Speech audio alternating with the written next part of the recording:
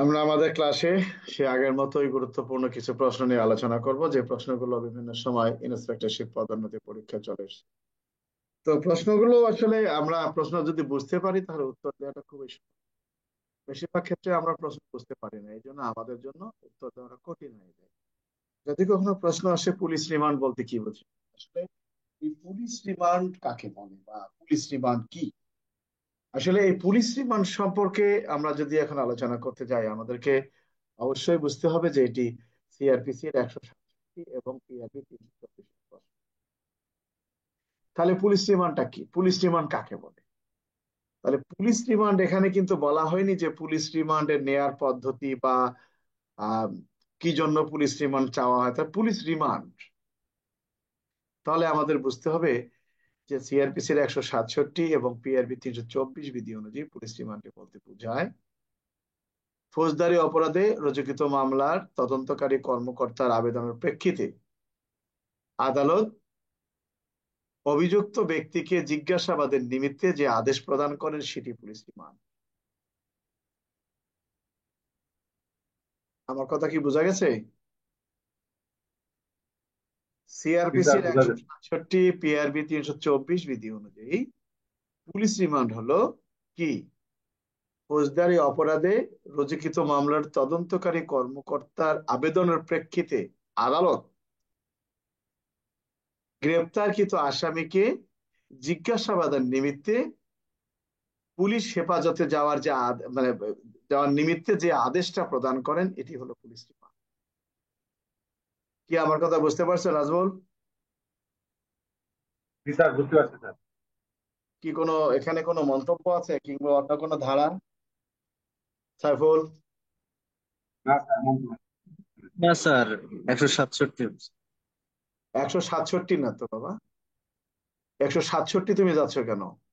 Police remand সম্পর্কে বলা হয়েছে পিআরবি 324-এ পুলিশ রিমান্ড কাকে বলে।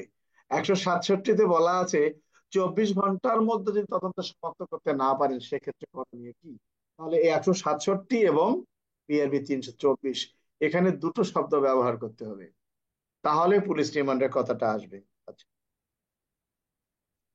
24 ঘন্টার মধ্যে তদন্ত শেষ করতে না পারলে কি ব্যবস্থা নিতে হইবে, তাহলে লিখতে হবে যে সিআরপিসির 167 ধারায় উল্লেখ করা আছে 24 ঘন্টার মধ্যে তদন্ত সমাপ্ত করা সম্ভব না হইলে এই মামলার তদন্তকারী কর্মকর্তা আসামিকে আদালতে প্রেরণ পূর্বক প্রতিবেদনের মাধ্যমে আসামিকে জিজ্ঞাসাবাদের নিমিত্তে আদালতের নিকট অনুমতি চাইবেন। তার মানে কি হলো, 24 ঘন্টার মধ্যে তদন্ত সমাপ্ত না করতে গেলে কি ব্যবস্থা নিতে হবে, লিখতে হবে সিআরপিসির 167 ধারায় উল্লেখ করা আছে 24 ঘন্টার মধ্যে যদি তদন্তকারী কর্মকর্তা তদন্ত সমাপ্ত করতে না পারেন তাহলে তদন্তকারী কর্মকর্তা এই মামলার আসামিকে প্রতিবেদনের মাধ্যমে আদালতে প্রেরণ পূর্বক পুলিশ হেফাজতে নেওয়ার জন্য কেস ডায়েরি উপস্থাপন পূর্বক আবেদন করবে। এরপরে যে বিষয়টা বলা আছে যে এরপরে আরেকটা এখানে কথা বলা আছে কি কি তথ্যের জন্য রিমান্ড চাওয়া যায়। তো কি কি তথ্যের জন্য রিমান্ড চাওয়া যায় আমরা যদি দেখি, আবার সেই একই কথা, অর্থাৎ সিআরপিসির 167 এবং পিআরবি 324 বিধির কথা এখানে উল্লেখ করা আছে যে এখানে পুলিশ রিমান্ড চাওয়া যেতে পারে সঠিক তথ্য উদ্ঘাটনের লক্ষ্যে, আসামির সহযোগী তাদেরকে গ্রেপ্তার, আসামির আসামি কর্তৃক বা অপরাধী কর্তৃক লুণ্ঠিত মালামাল উদ্ধারের লক্ষ্যে, ঘটনায় ব্যবহৃত অস্ত্র উদ্ধারের লক্ষ্যে। অর্থাৎ এই সম্পূর্ণ প্রশ্নটা হলো পিআরবি 324 এবং সিআরপিসির 167।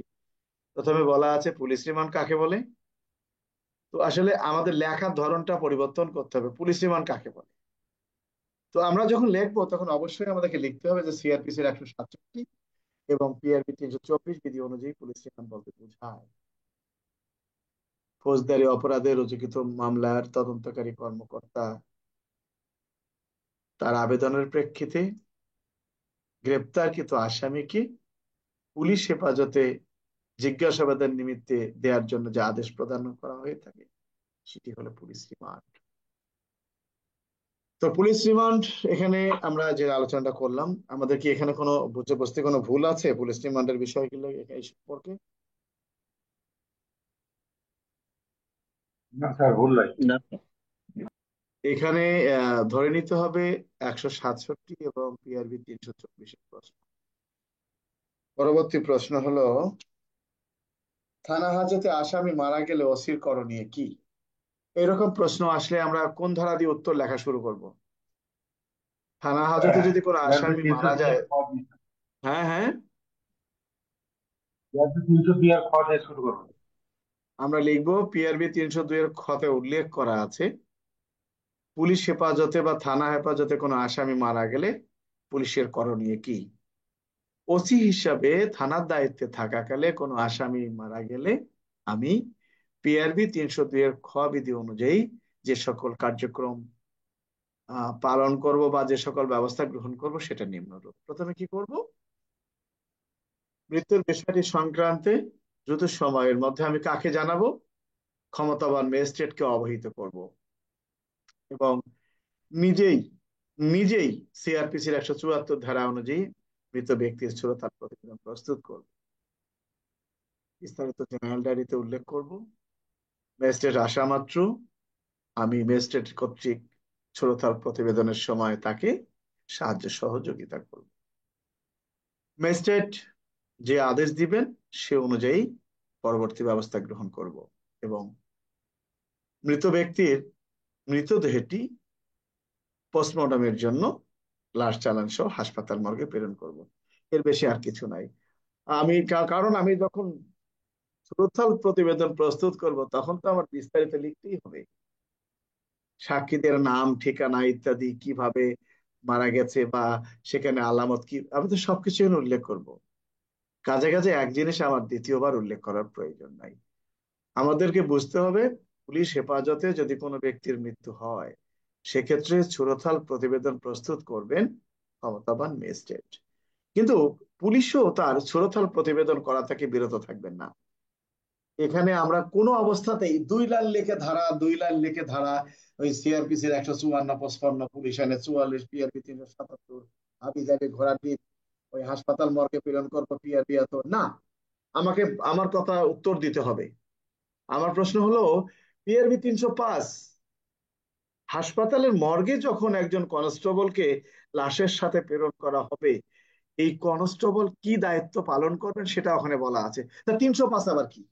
হাসপাতাল মর্গে প্রেরণ করবো 305, তার মানে আমার কাছে ওখানে কি বলা আছে যে পুলিশ হেফাজতে কোনো ব্যক্তির মৃত্যু হলে এর মৃত্যুর স্থূলতাল প্রতিবেদনের জন্য পিআরবি 305 বিধি অনুযায়ী তদন্তকারী কর্মকর্তা প্রেরণ করবেন? 305 কার জন্য? পিআরবি 305 কার জন্য? কি? নষ্ট হলে কষ্ট হবে স্যার। তো প্রশ্ন বললো ওসির করণীয় কি? কনস্টেবলকে পাঠালাম তাই বলে কি 305 হবে কি? কি সাইফুল, রংপুর, আমার কথা বোঝা গেছে? না স্যার, হবে না। জি স্যার। আমরা ফাও লিখবো না, ফাও ধারা পড়বো না। আমাদেরকে বুঝতে হবে, পুলিশ হেফাজতে কোনো ব্যক্তির মৃত্যু হলে তার প্রশ্নের উত্তর লেখা শুরু করতে হবে পিআরবি 302 এর খ দিয়ে। বিষয়টা ক্লিয়ার? জসিম বা তানভীর অনেকে ক্লাসে আসতে পারতেছে না, আসলে দুঃখজনক যে তারা ইন্টারনেটের কোনো প্রবলেমের ক্লিয়ার কারণে স্যার, বুঝতে হয়তো বা পারছি। আসতে পারতেছে না। হ্যাঁ, 304 302 এর খ দিয়ে শুরু করেছি। তবে 304 পাইলে কোথায় তুমি? অনেকেই মানে ধারা দিতে দিতে শেষ, 302 দেড়লা এর খ লিখছে স্যার। আর ধারা, দেড়লা লিখছে জি আর স্যার, ধারা। কালকে চেষ্টা করছিলাম, ঢুকতে পারিনি। হুম, আমরা এটাই লিখবো। যাই হোক, আমাদের কি বোঝা গেছে? কোনো সমস্যা আছে এটাতে? না স্যার। যেমন পুলিশ হেফাজতে মৃত্যু হলে আমি প্রথমে ডায়েরি করব, পুলিশ আইনে 44, পিআরবি 377, সিআরপিসির 154, 55। যারা এই কথাগুলো লেখেন সে কি নিজেও জানে যে সিআরপিসির 154, 55 কেন এই জেনারেল ডায়েরির সাথে ব্যবহার করা হয়ে থাকে? সে নিজেও জানে না। মানে একটা ধারা দিতে পারলেই হলো। আপনি জেনারেল ডায়েরিতে নোট করবেন আমাকে আইন যেটা বলেছে, তো সেটার বাইরে আমি যেতে পারবো না। আছে কি? সিআরপিসির 154 ধারায় বলা আছে, আমলযোগ্য অপরাধের সংবাদ যাওয়া মাত্রই থানার অফিসার ইনচার্জ তাহা রেকর্ড করতে বাধ্য। কিন্তু সেখানে কি বলা আছে এই রেকর্ডের সারমর্ম জেনারেল ডায়েরিতে লিপিবদ্ধ করতে হবে? আছে নাকি 154-তে? না স্যার, নাই। তাহলে 155তে বলছে যে আমলযোগ্য অপরাধের সংবাদের বিষয়টিও আপনারা এর সারমর্মটা নোট করবেন। জেনারেল ডায়েরিতে উল্লেখ করা আছে। তার মানে ফাও ধারা আমাদের দেয়া যাবে না। আমরা কে কোনটা ধারা দিল পরীক্ষার সামনে আমরা সুন্দর করে সাজিয়ে গুজিয়ে লিখবো। কারো কোনো বক্তব্য আছে এ সম্পর্কে? স্যার অনেক কষ্টে ঢুকলাম, ভালো করছো, আধা ঘন্টা থেকে ঢোকার ভালো জন্য করছো। চেষ্টা করছি, ঢুকে না এখন ঢুকে কি না। করবা না পাইলে? ইন্টারনেটে কালকেও স্যার ঢুকতে পারিনি, ওই প্রবলেম। একসাথে 8,000 10,000 লোক ট্রাই করতেছে, বোঝো না? তারপরেও তো দেখা যাচ্ছে যে ইন্টারনেট ঠিক মতো আসতেছে না, বোঝো নাই?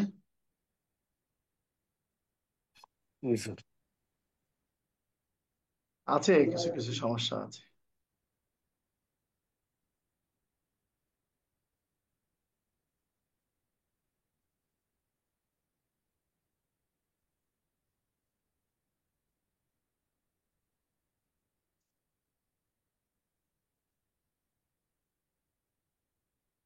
আমরা পরবর্তীটাতে যাই। কবর থেকে লাশ উত্তোলনের পদ্ধতি কি?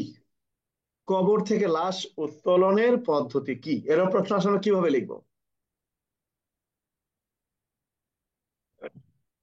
ইয়ারপিসি 173 স্যার। হ্যাঁ, এরা কিভাবে উল্লেখ আমরা আছে লিখবো যদি প্রশ্নটা? মৃত্যু। আমরা প্রশ্নটা কিভাবে লিখবো? স্যার, সিআরপিসি 176 ধারা উল্লেখ করা আছে, যে লাশ ইতিমধ্যে কবরস্থ করা হয়েছে সে লাশ।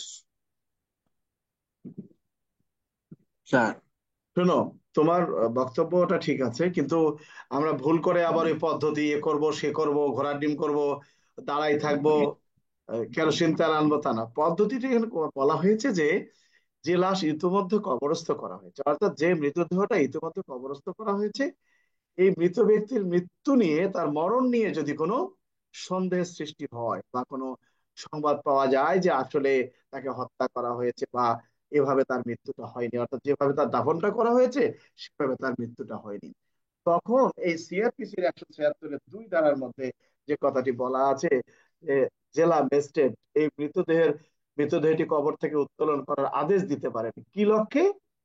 এই মৃতদেহটির পরীক্ষা নিরীক্ষা করে মৃত্যুর কারণ নির্ণয় করার জন্য। তার মানে কি, 176-এর 2-এ বলা আছে যে লাশ ইতিমধ্যে কবরস্থ করা হয়েছে, অর্থাৎ ইতিমধ্যে যে মৃতদেহটা মাটি চাপা দেয়া হয়েছে, ওই ব্যক্তির মৃত্যু নিয়ে যদি কোনো সন্দেহের সৃষ্টি হয়, সেক্ষেত্রে আদালত মৃত্যুর সঠিক কারণ নির্ণয় করার জন্য ওই মৃতদেহটি কবর থেকে উত্তোলনের আদেশ দিতে পারেন। বিষয়টা ক্লিয়ার? দেখো, এই প্রশ্নটা ইন্সপেক্টরশিপে আসছিল যে একটা ঘটনা ঘটে গেছে কি, যে ক নামক চৌকিদার পারিবারিক সমস্যার কারণে পার্শ্ববর্তী বাড়ির পার্শ্ববর্তী বাড়ি থেকে আনা বিষ পান করে আত্মহত্যা করেছেন মর্মে তার আত্মীয় স্বজন তার মৃতদেহটি কবরস্থ করেছেন, কিন্তু পরবর্তীতে দেখা গেল যে সে আত্মহত্যা করে তাকে হত্যা করা হয়েছে। এইরকম ঘটনার প্রেক্ষিতে তার মৃতদেহটি কবর থেকে উত্তোলনের পদ্ধতি আলোচনা করুন। তার মানে একই প্রশ্ন। কি আমার কথা বোঝা গেছে নাজমুল? জি স্যার, একই জিনিস। আচ্ছা, বিচারালয়ের জনৈক কর্মকর্তা ক উক্ত বিচারালয় কর্তৃক মকে গ্রেপ্তার করিবার জন্য আদিষ্ট হয়ে খকে মনে করিয়া খকে গ্রেপ্তার করেন, অর্থাৎ আহ আদালতের একজন কর্মকর্তা যাকে গ্রেপ্তার করার জন্য তিনি আদিষ্ট হয়েছেন তাকে মনে করে অপর আর একজন ব্যক্তিকে গ্রেপ্তার করেন, এক্ষেত্রে তার গ্রেপ্তারটা আইনসঙ্গত কিনা? আমার কথা কি বুঝতে পারছে না, বোঝা নাই? জি স্যার, পেনাল কোডের 76 ধারা মুজব স্যার গ্রেপ্তারটা আইনসঙ্গত স্যার। অর্থাৎ এটা তথ্যগত ভুলের মধ্যে এখানে। তাহলে কথাটা কি জি আমরা এটুক লিখলে আমাদেরকে নাম্বার দিবে? না স্যার। আমরা কিভাবে লিখবো? আমরা লিখবো প্যানাল স্যার, কোডের 76 ধারায় উল্লেখ করা আছে তথ্যগত ভুলের কথা, অর্থাৎ যদি কোনো ব্যক্তি সৎ বিশ্বাসে বা ন্যায়সঙ্গত ভাবে আদালতের আদেশ বলে যাকে গ্রেপ্তার করার জন্য তিনি ক্ষমতাবান, তাকে গ্রেপ্তার করতে গিয়ে ভুলক্রমে অন্য কোনো ব্যক্তিকে যদি গ্রেপ্তার করেন, সেক্ষেত্রে তার কাজটি আইনে অপরাধ হিসেবে গণ্য হইবে না। আলোচ্য প্রশ্নে তিনি ককে মনে করে খকে গ্রেপ্তার করেছেন, এটি তার আইনে অপরাধ হিসেবে গণ্য হবে। কিন্তু ওই যে কথাটা, সৎ বিশ্বাস থাকতে হবে, সৎ বিশ্বাস থাকতে হবে, ইচ্ছাকৃত কথা থাকলে হবে না। যদি প্রশ্ন আসে যে ক নামক ব্যক্তি খকে গ্রেপ্তার করতে গিয়ে ককে ইচ্ছাপূর্বক গ্রেপ্তার করে নিয়ে আসেন, সেটা কিন্তু হবে না। 220 হবে স্যার। আমার দরকার নাই তো বাবা, আমি যেটা উত্তরটা দিচ্ছি সেটার আলোচনা, ঠিক আছে জসিম?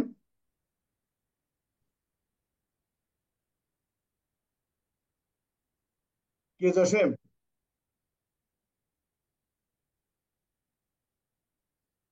ক নামক ব্যক্তি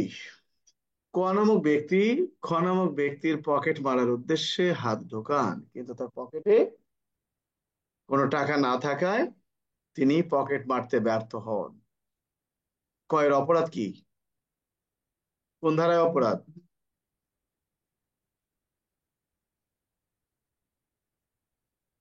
কোন ধারার অপরাধ? 379 511 হ্যাঁ, 511 379 স্যার। 500। প্রথম কথা হবে 379/511। এই ধরনের প্রশ্নের উত্তর হবে পেনাল কোডের 379/500। আমরা লিখবো পেনাল কোডের 379 ধারায় উল্লেখ করা আছে চুরির শাস্তির কথা, আর 511 ধারায় বলা আছে কারাদণ্ডে দণ্ডনীয় অপরাধ করার চেষ্টার কথা। আলোচ্য প্রশ্নে ক নামক ব্যক্তির পকেট মারার উদ্দেশ্যে তার পকেটে হাতটি প্রবেশ করান, কিন্তু টাকা না থাকায় তিনি পকেট মারতে ব্যর্থ হন বা হাতটি বের করে নেন। আলোচ্য প্রশ্নে এই ক বা অর্থাৎ এই ব্যক্তি পেনাল কোডের 379 এবং 379/511 ধারায় শাস্তির যোগ্য অপরাধ করেছেন। বিষয়টা বোঝা গেছে? জি স্যার। আর একটা কথা বলতাম স্যার। হ্যাঁ বলো। স্যার 379 বা 380 ধারায় যার নামে মামলা আরে গেল স্যার, এটা ওর ইন্টারনেট চলে গেছে, সাইফারের ইন্টারনেট চলে গেছে।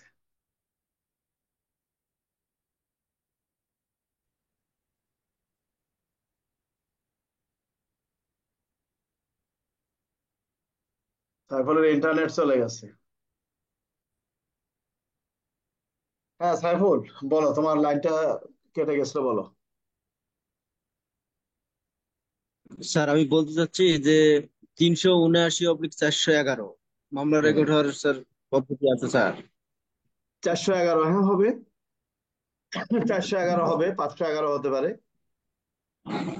তার কারণ চারশো স্যার এগারো হলো যে চুরি চোরাই মাল যাহার কাছে পাওয়া গেছে, অর্থাৎ চুরি করাকালে যদি মালামাল সহ ধৃত হয়, সেক্ষেত্রে দেখা গেল চোর চুরি করে মালামাল নিয়ে পালিয়ে যাচ্ছে, এ সময় তাকে মালামাল সহ হাতে নাতে ধৃত করা হয়েছে। এক্ষেত্রে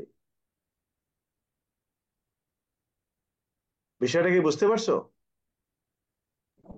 জি স্যার বুঝতে পারছি, কিন্তু স্যার এখানে বলতেছে যে 511 হবে স্যার। না, 511 হবে চোর না তো। যে চুরি স্যার 411 কথা আরে 411 411 মিয়া, চুরির মালামাল যার কাছে পাওয়া যাবে।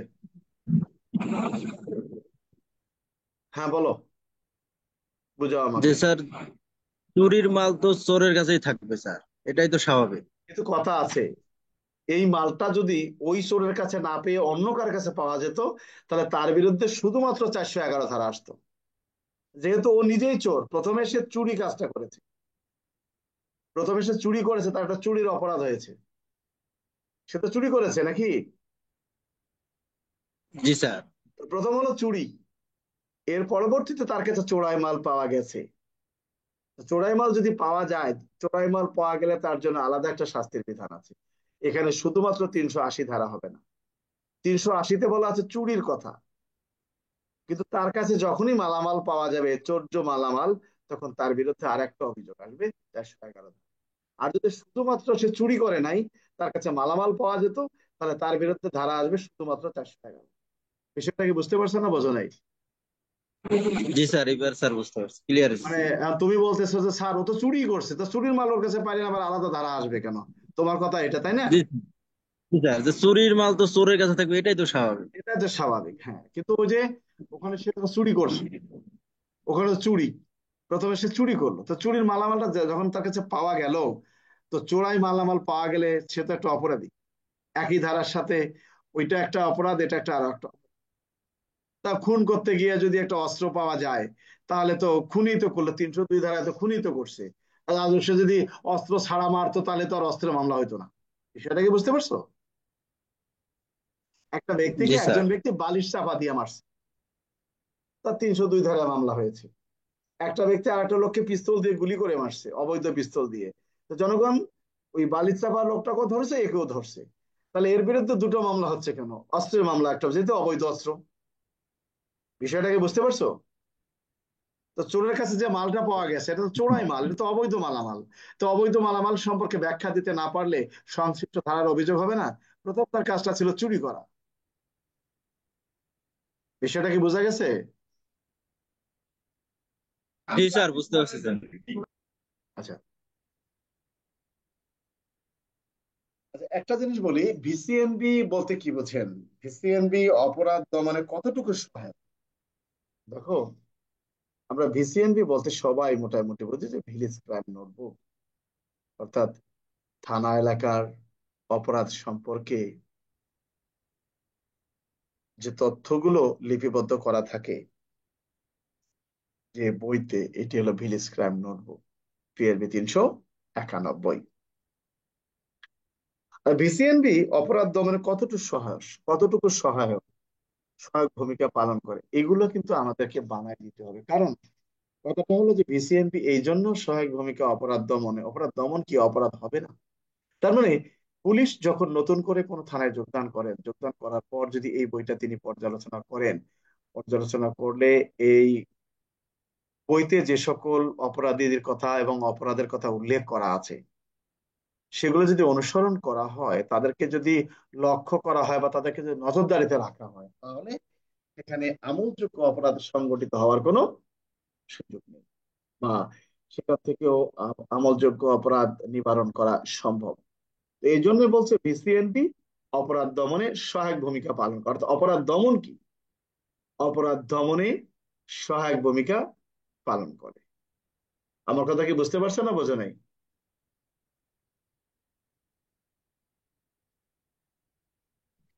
জি স্যার, বুঝতে বুঝতে পারতেছি পারছি। স্যার। অর্থাৎ ভিসিএনপি তো আমরা সবাই জানি ভিলেজ ক্রাইম নোটবুক। তো এটার মধ্যে কি লেখা থাকে?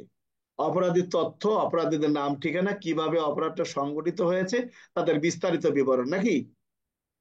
তো এই বিস্তারিত বিবরণ আমরা যদি এই ডায়েরিটা বা এই বইটা যদি পর্যালোচনা করি, তাহলে ওই অপরাধীগুলোর প্রতি আমরা নজর রাখবো, বা যে সকল স্থানে অপরাধগুলো সংগঠিত হয়েছে মর্মে সেখানে উল্লেখ করা আছে যেভাবে, যে যে পদ্ধতি অনুসরণ করে, তাহলে আমরা যদি পর্যালোচনা করি, তাহলে ওইগুলা বিষয়ের উপরে খেয়াল রাখলে তাহলে সেখানে কি হবে? সেখানে কিন্তু অপরাধ সংগঠিত হওয়ার কোনো সুযোগ নেই। তার মানে কি? অপরাধ দমনে সহায়ক ভূমিকা পালন করে ভিসিএনপি। আমার কথা কি বুঝতে পারছো না, বোঝো নাই?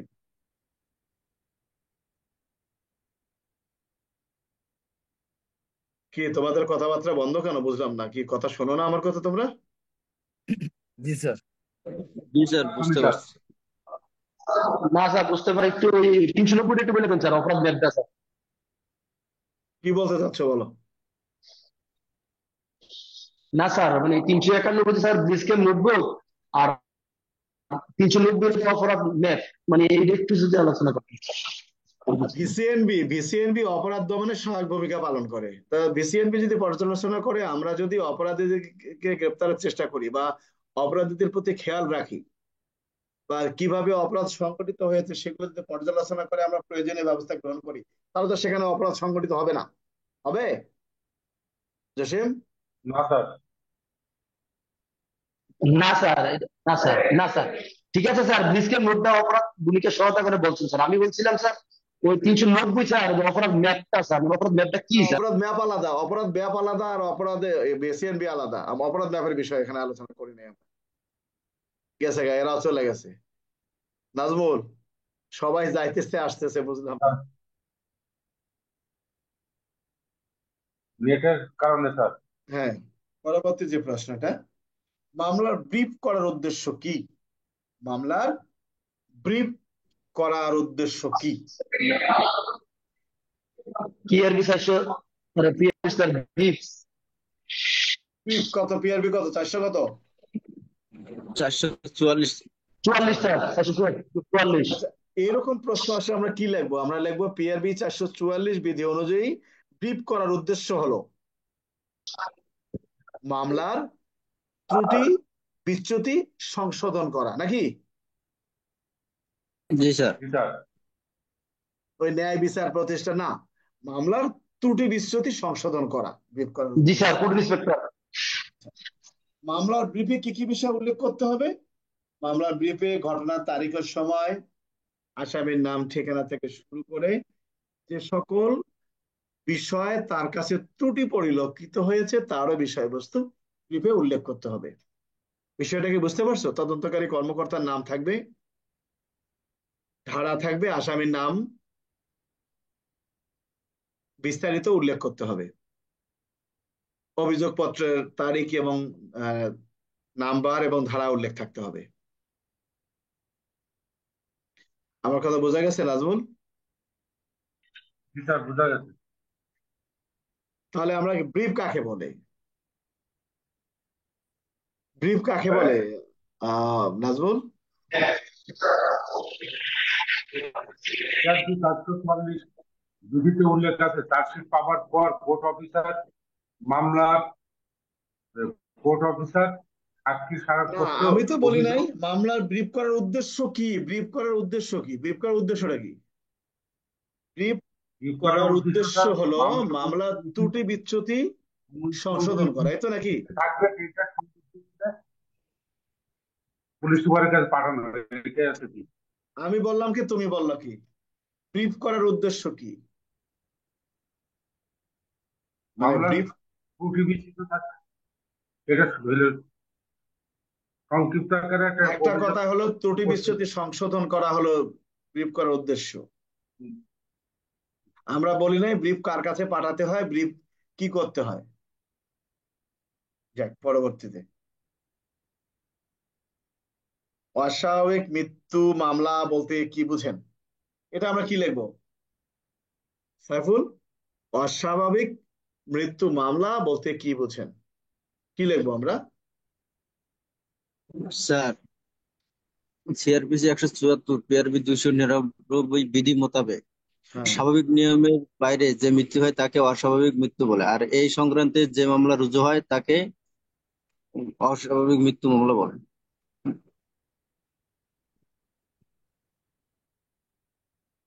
অর্থাৎ কথাটা ওইটা হবে না, কথাটা হলো স্বাভাবিক নিয়মের বাইরে যে মৃত্যুগুলো হয় এই মৃত্যু সংক্রান্তে থানায় যে মামলা রেকর্ড করা হয় এই মামলাটি হলো অস্বাভাবিক বা অপমৃত্যু মামলা।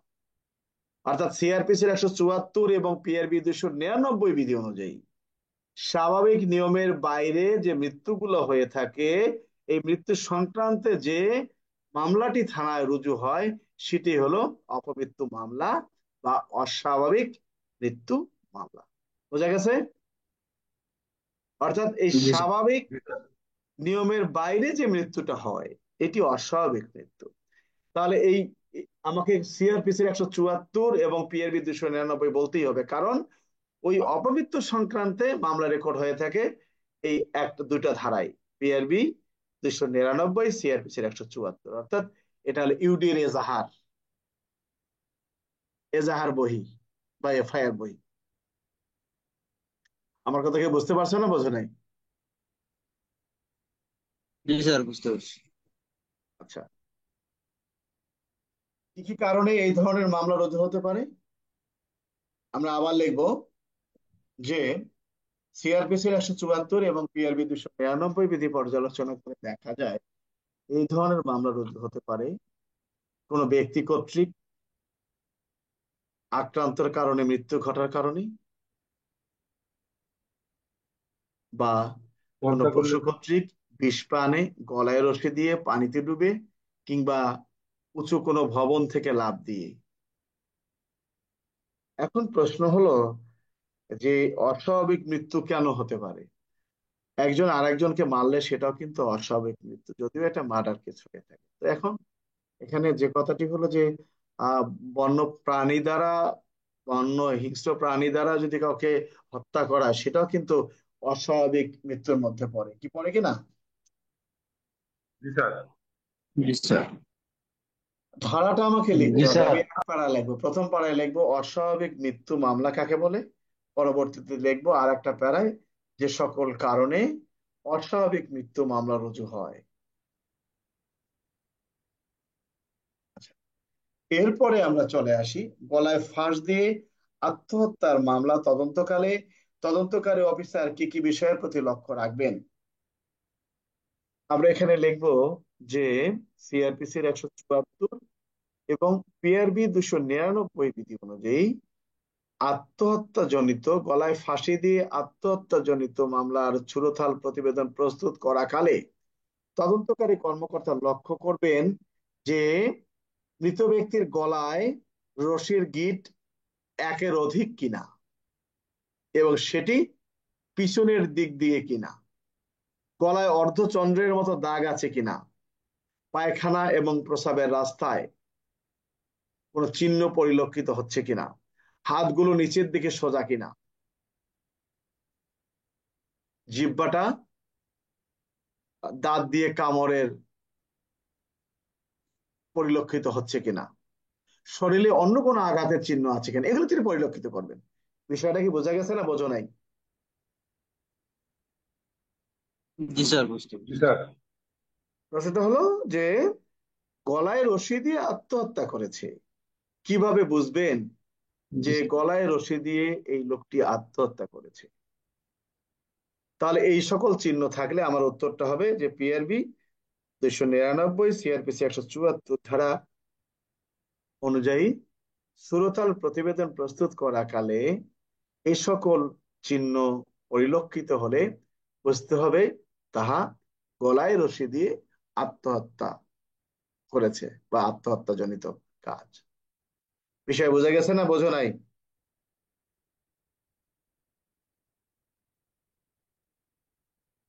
জি স্যার, বুঝতে পেরেছি। অস্বাভাবিক মৃত্যুজনিত কোনো লাশ কবর থেকে উত্তোলনের বিধান কি, যেটা আমরা আলোচনা করলাম সিআরপিসির 176। পুলিশ হেফাজতে থাকাকালীন আসামির প্রদত্ত জবানবন্দি কখন প্রাসঙ্গিক নয়? কি উত্তরটা লিখবো আমরা?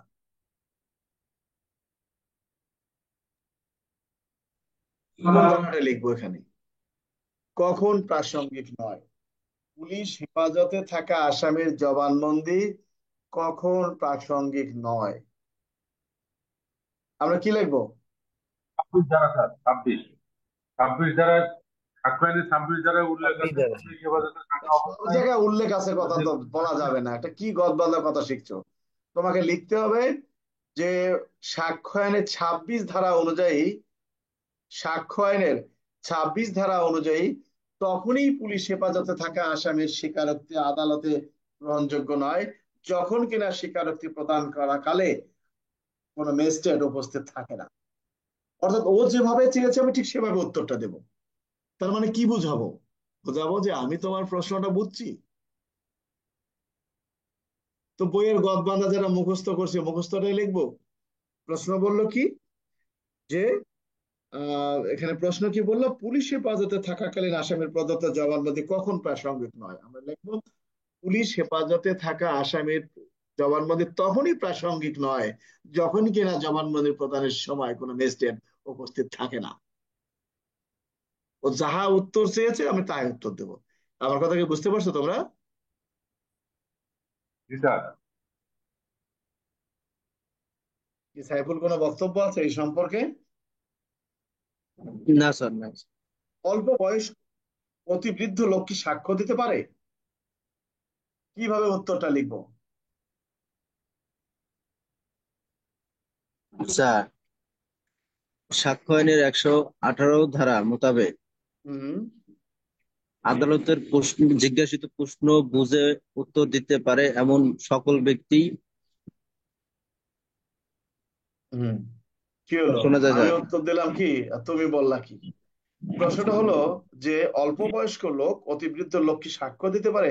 আমাকে উত্তরটা দিতে হবে ঠিক এভাবেই। সাক্ষ্য আইনের 118 ধারা অনুযায়ী অতিবৃদ্ধ অল্প বয়স্ক ব্যক্তি আদালতে সাক্ষ্য দিতে পারেন তখনই যদি কিনা সে ব্যক্তি আদালতের জিজ্ঞাসিত প্রশ্ন বুঝে উত্তর দিতে পারেন। সেক্ষেত্রে আমি বারবার করে বোঝাচ্ছি, ওর প্রশ্ন যেভাবে আসছে আমি উত্তরটা সেভাবে দেব। আমার কথা কি বোঝা গেছে না বোঝা নাই? জি স্যার। এখানে তো তোমার সাক্ষ্য নিয়ে 18 ধারায় বলছে কে সাক্ষ্য দেওয়ার যোগ্য। হচ্ছে প্রত্যেকটি ব্যক্তি সাক্ষ্য দেওয়ার যোগ্য। হতে পারে শিশু, হতে পারে বৃদ্ধ, হতে পারে বোবা, কিংবা হতে পারে অতি বয়স্ক, যে হোক সবাই সাক্ষ্য দেওয়ার যোগ্য যদি কিনা সে আদালতের জিজ্ঞাসিত প্রশ্ন বুঝে উত্তর দিতে পারেন, তাহলে সে ব্যক্তিটাই আদালতে সাক্ষ্য দেওয়ার যোগ্য। এখন প্রশ্ন হলো যে আহ অল্প বয়স্ক লোক অতিবৃদ্ধ ব্যক্তি কি সাক্ষ্য দিতে পারেন? আমরা বলবো, হ্যাঁ পারেন, এইভাবে পারেন। কথাটা কি বোঝা গেছে না বোঝা নাই নাজমুল? বুঝছি স্যার, পারেন স্যার। ভীতি প্রদর্শনের ফলে আসামি যে স্বীকারোক্তি প্রদান করে তাহা কি আদালতে প্রাসঙ্গিক? কোন ধরনের প্রশ্ন?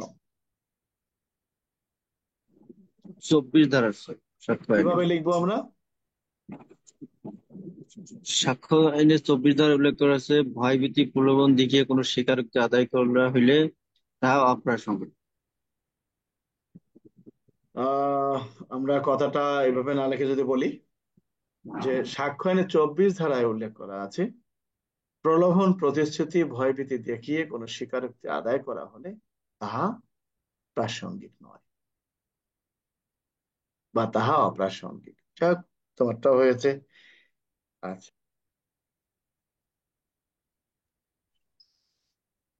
আসামি যে স্বীকারোক্তি প্রদান করে ও আচ্ছা,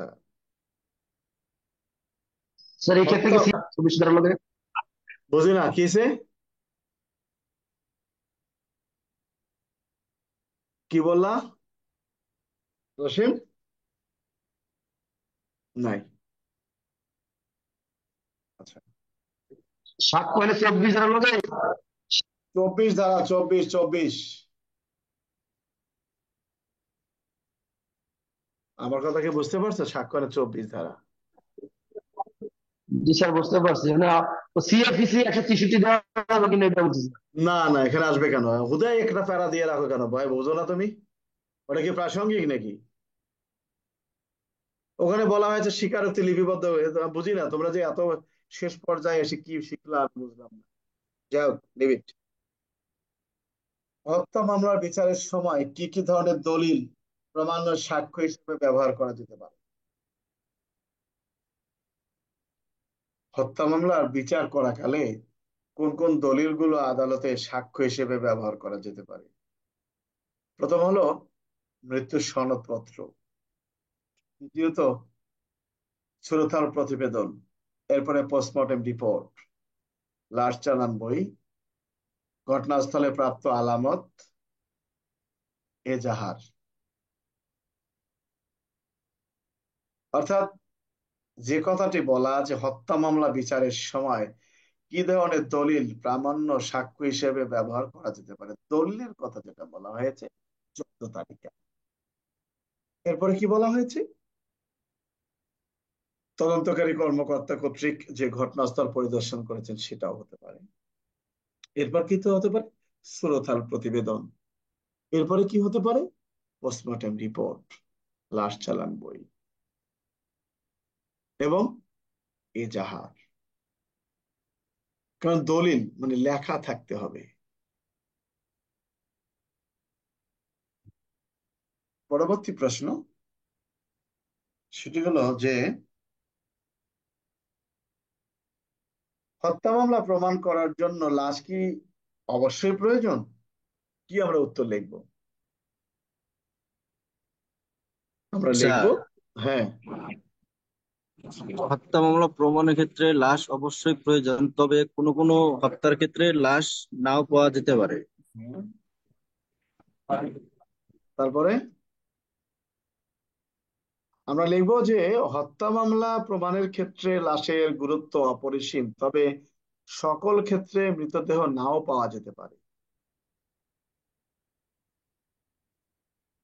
কোনো স্থানে কোনো স্থানে মৃতদেহ পাওয়া যায়নি বা হত্যা মামলার ক্ষেত্রে লাশ পাওয়া যায়নি বলে হত্যা মামলার দায় থেকে অপরাধীকে খালাস দেওয়া আইনসঙ্গত নয়।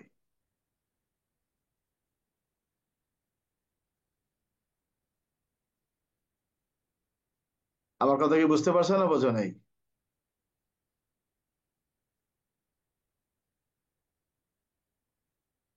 সেক্ষেত্রে বস্তুগত সাক্ষ্য, আহ পারিপার্শ্বিক সাক্ষ্য বা প্রত্যক্ষ বা পরোক্ষ সাক্ষ্য দ্বারা এটি প্রমাণ করা যেতে পারে। যাই হোক, আমরা আজকে আর আলোচনা করব না। আমি তোমাদের উদ্দেশ্যে যে কথাটি বলি, যারা আমার এই কথাটা শুনতেছো, সেটা হলো, আমি যে কথাটা বলতে চাচ্ছি, যারা আমাদের এই ক্লাসে আছে সবার উদ্দেশ্যে যে কথাটি বলি, আমাদের এই ভিডিওটা ইউটিউবে থাকবে। ইউটিউবে সবাই ইংরেজিতে ল গাইড শিকড়, এই ল গাইড শিকড় লেখে তারা ইউটিউবে এটা দেখতে পারবে। আমার কথা বুঝতে পারছো সবাই? ফেসবুকে তো দেখলাম না, ফেসবুকে আমরা আপাতত দিচ্ছি না, আমরা ইউটিউবে দেব, ইউটিউবে দেখে তোমরা দেখে নিও। কোনো পাইনি সমস্যা স্যার, আছে? ইউটিউবে পাইছি। বুঝি না, কোনো না সমস্যা? স্যার, সমস্যা নেই। না স্যার, সমস্যা নাই, ইউটিউবে দেখছি স্যার আমি। আমার মনে হয় ইউটিউবে দেখলে তোমাদের যদি মন্তব্য থাকে তোমরা দেখে নিও, যদি কেউ দেখতে চায় তাকে শেয়ার করলাম। ওই কে পরীক্ষার সময় যদি কেউ দেখে উপকৃত হয় হোক, বিষয়টা কি বুঝতে পারছো? জি স্যার। জি স্যার। তা কি তোমরা কি মনে করো যে স্যার অমুক দেখে ফেললো না, আমরা কারোর সাথে শত্রুতা কিছু নেই, কেউ যদি দেখতে পারে দেখো, তোমাদের বন্ধু বান্ধব থাকলে তাদেরকেও দেখতে বলো। জি স্যার। তো ঠিক আছে, সবাই ভালো থাকো। অনেকে আসতে পারে নাই, তাদের উদ্দেশ্যে বলছি, খারাপ করার কিছু নেই, কালকে হয়তো স্বাভাবিক হয়ে যাবে। আমরা একটু আলোচনা করি। আর আগামী আমরা 1 তারিখ তো না, 2 তারিখ অর্থাৎ 3 তারিখ থেকে আমরা যেটা শুরু করব, আমরা রাত্রেবেলা ক্লাস নেব এবং সকালবেলা আমরা ক্লাস নেব। যেহেতু আমাদের গ্যাপ পড়ে গেছে, সামনে পরীক্ষা, সকাল 7টাও আমরা ক্লাস নেওয়ার চেষ্টা করব। ঠিক আছে? জি কি স্যার, অনেক পরীক্ষা ভালো হবে। পিছাতেও পারে অনেক। হবে জি স্যার। স্যার, সমস্যা নেই, অনেক ওটা ভালো হবে সমস্যা স্যার। নেই। তোমরা ওই যে পয়সা করি দাও, ওটা দিয়ে কি করব আর, কয় টাকাই বা দাও, তারপরেও প্রয়োজন হয়, ভালো হবে স্যার। সেটা না। যাক, ওটা আমি চেষ্টা করব। আমরা 1 তারিখ 2 তারিখ তো শুক্রবার, আমরা 3 তারিখ থেকে শুরু করব। ঠিক আছে? এর মাঝে নেট ঠিক আছে মোটামুটি স্যার। সলভ জি হয়ে স্যার। যাবে। তো সবাই ভালো থাকো। ইউটিউবে বাবা ইংরেজিতে লিখবা ল গাইড শিকড়, ল গাইড শিকড় লিখলে সেখানে আরো অনেক ভিডিও আছে, তোমরা দেখতে পারবা। ভালো থাকো সবাই, ধন্যবাদ সবাইকে।